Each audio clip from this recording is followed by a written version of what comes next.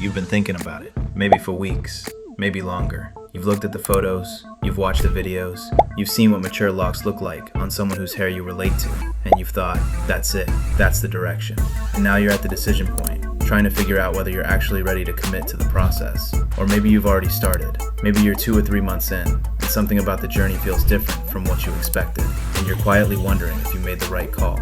Either way, this video is for you, because there are 7 things that almost nobody covers before you start Locs. Not your loctician in a consultation, not the inspiration accounts you've been following, not most of the lock content on YouTube. 7 things that change how you experience the entire journey, and the people who know them going in have a fundamentally different experience than the people who discover them along the way.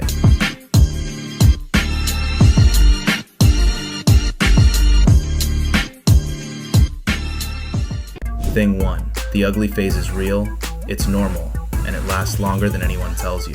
This is the most important thing in this entire video. There is a phase in the lock journey, typically somewhere between months 2 and 5, sometimes longer depending on your hair length and texture, where your locks look like none of the photos that inspired you to start. The loose, natural look you had before is gone. The defined, mature lock look you're working toward hasn't arrived yet. What you have in between is something that looks fuzzy, uneven, in between, and inconsistent. Some locks are budding, some are still forming. The lengths are different, the texture is unpredictable, and every time you look in the mirror, you feel like something went wrong. Nothing went wrong. This phase is evidence that your locks are developing exactly as they should.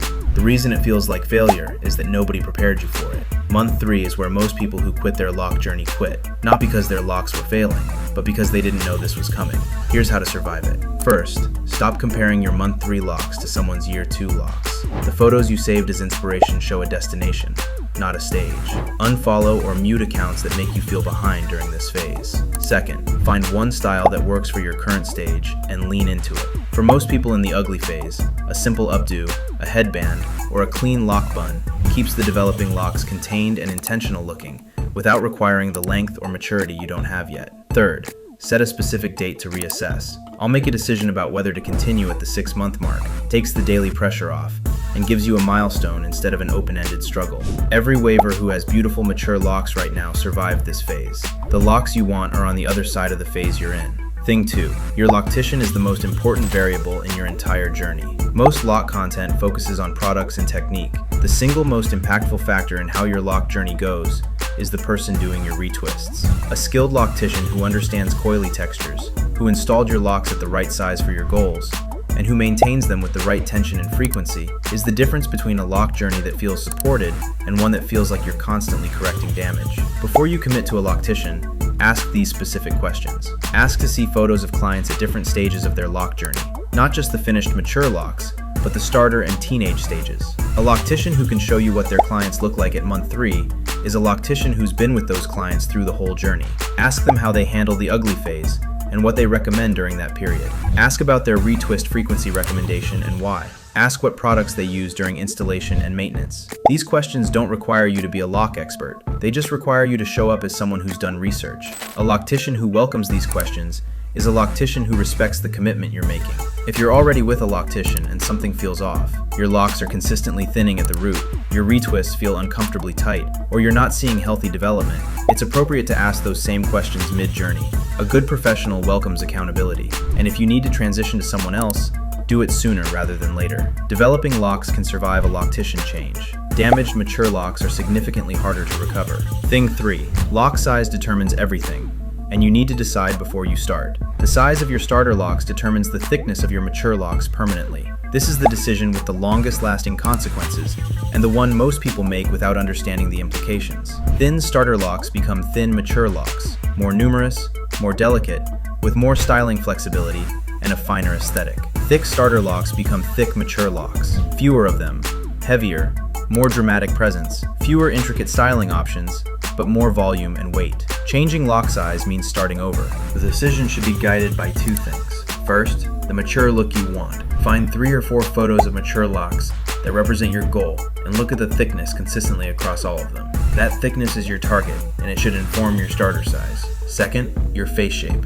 As covered in the hairstyles video, fuller, thicker locks add visual width and volume around the face, which benefits narrower or more angular face shapes. Thinner, more numerous locks create a finer, more even frame that suits wider or rounder face shapes. If you're genuinely undecided about size, medium locks, roughly the width of a pencil, are the most versatile starting point. They're substantial enough to develop good lock body without being so thick they limit your long-term styling options. When in doubt, medium is the safest default. Thing 4.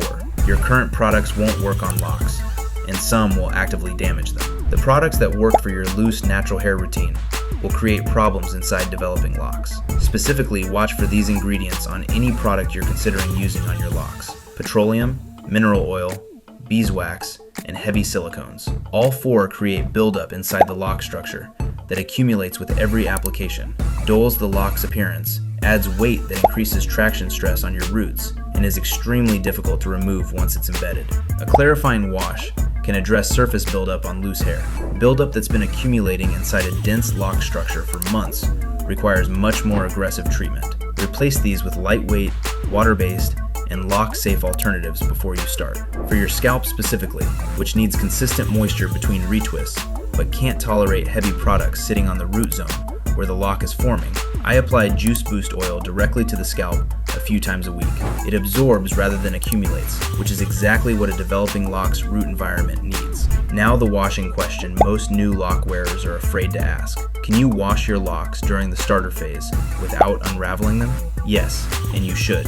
Avoiding washing for weeks or months because you're afraid of disrupting development leads to scalp buildup, itching, and an unhealthy follicle environment that affects the quality of your developing locks. A gentle, scalp-focused wash every 1 to 2 weeks won't unravel properly installed starter locks. Apply a diluted sulfate-free shampoo to your scalp with a squeeze bottle or your fingertips. Work it in with gentle pressure, not aggressive scrubbing, and rinse thoroughly. Let your locks air dry completely before tying them or putting on a bonnet. Your loctician can walk you through the technique at your first retwist appointment if you're unsure. The rule is gentle and thorough, not avoidant. Chain number 1, mid-roll. If you're watching this before starting your journey, subscribe. The last 3 things cover the realities most lock content pretends don't exist. These are the ones that actually prepare you for what the journey feels like, not just what it looks like. Stay with me. Things 5, 6, and 7. Thing 5. Locks change how some people treat you, and you should know that going in. Locks carry cultural significance and social associations that affect how you're perceived in professional environments, family contexts, and public spaces. The Crown Act, legislation designed to protect natural hair, including locks, from discrimination in workplaces and schools, has been passed in a number of U.S. states, though federal protection remains an ongoing legislative effort. Check the current status in your specific state before assuming legal protection applies to you. Even where legal protections exist, the practical reality is that bias based on locks persists in hiring decisions, professional interactions, and everyday encounters. This isn't an argument against starting. Millions of people with locks navigate professional and public life successfully. It's information you deserve before committing, so you can make the decision with full awareness of the social context rather than discovering it mid-journey.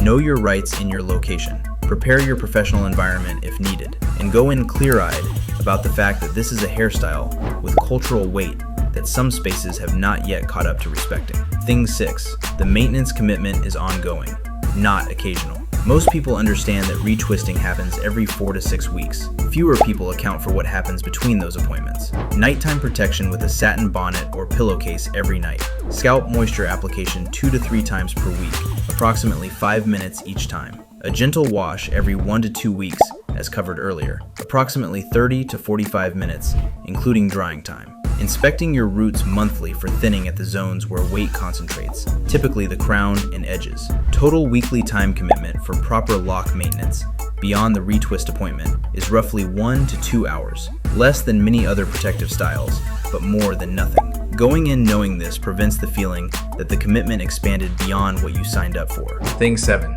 Your locks will look different from the photos that inspired you, and that's the entire point. The inspiration images that drove your decision show you a direction. They cannot show you your result, because your result will be shaped by your specific hair texture, your density, your growth pattern, your face shape, and the years you spend developing the locks. No 2 people's locks look the same. The lock that develops from your follicle is an expression of your specific biology and your specific journey. When your locks look different from the photo, and they will, that's not a failure, that's the point. Locks are the most personal hairstyle available to you because they literally cannot be replicated on anyone else. The version that develops on your head is the only version that exists anywhere. The closed 7 things, the ugly phase, and how to survive it. The loctician relationship and how to build it correctly. The size decision and why it's permanent. The product transition and the washing reality. The social context you deserve to know. The weekly commitment in actual time, and the liberation of understanding that your locks will be yours alone. The person who starts their lock journey knowing all 7 of these things has a different experience than the person who discovers them along the way.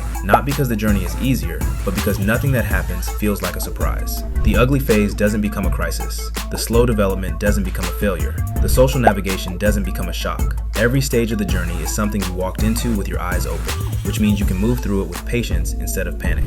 Tell me in the comments, which of these 7 do you wish you had known before you started? And if you're watching this before starting, tell me what you're most nervous about. I read every comment and I'll point you in the right direction.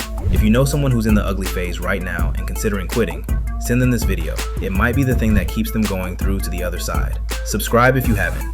The Lock Lookbook video on this channel covers every style available to you once you reach maturity. And this video and that one together are the complete lock resource this channel is building. I'll catch you in the next one.